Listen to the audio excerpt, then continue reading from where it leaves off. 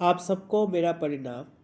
आज मैं सबसे पहली कहानी आपके बीच में सुनाने जा रहा हूँ। उसका शीर्षक है सपने की व्याख्या। सपने की व्याख्या। एक दिन बादशाह अकबर दरबार में बड़ी गंभीर मुद्रा में बैठे किसी समस्या पर विचार कर रहे थे। बादशाह के आसन के पास ही कुछ ज्योतिषी बैठे हुए मंत्रणा में लगे हुए थे। उनके चेहरों से भी तनाव झलक रहा था। तभी बीरबल ने दरबार में प्रवेश किया। वहां का दृश्य देखते ही वे समझ गए कि मामला कुछ गंभीर है। बादशाह के पास पहुंचकर उन्होंने अभिवादन किया और पूछा, जहां पना, बात क्या है?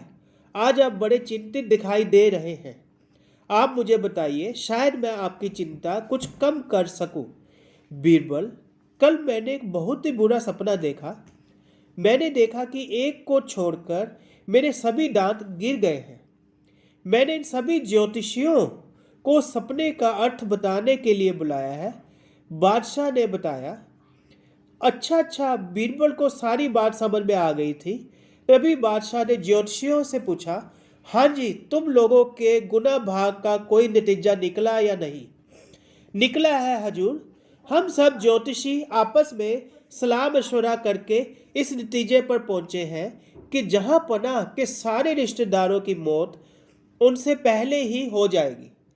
यही इस सपने का अर्थ है, एक ज्योतिषी बोला। उस ज्योतिषी की बात सुनकर वहां मौजूद सभी दरबारी बुचक्के रह गए। दरबार में सन्नाटा छा गया था और सभी लोग शक पकाए हुए से बादशाह की ओर से देख रहे थे। वे डर रहे थे कि कहीं बादशाह का दुख क्रोध में न बदल जाए। ज्योतिषियों की तो हालत खराब हो रही थी। बादशाह के माथे पर बल पड़ गए थे और मुठ्ठियां भींच गई थी। बीरबल ने तुरंत हालात संभालने का फैसला कर लिया। वे बादशाह से बोले, हजूरे आला, मैं भी सपनों का अर्थ निकालने की विद्या थोड़ी बहुत जानता हूँ।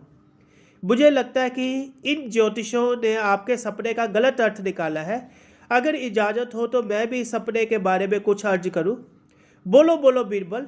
बादशाह के चेहरे पर कुछ चमक आ गई थी। तुम्हारे ख्याल से मेरे सपने का क्या अर्थ हो सकता है? मेरे विचार से आपके सपने का अर्थ है कि आप दीर्घायु हैं।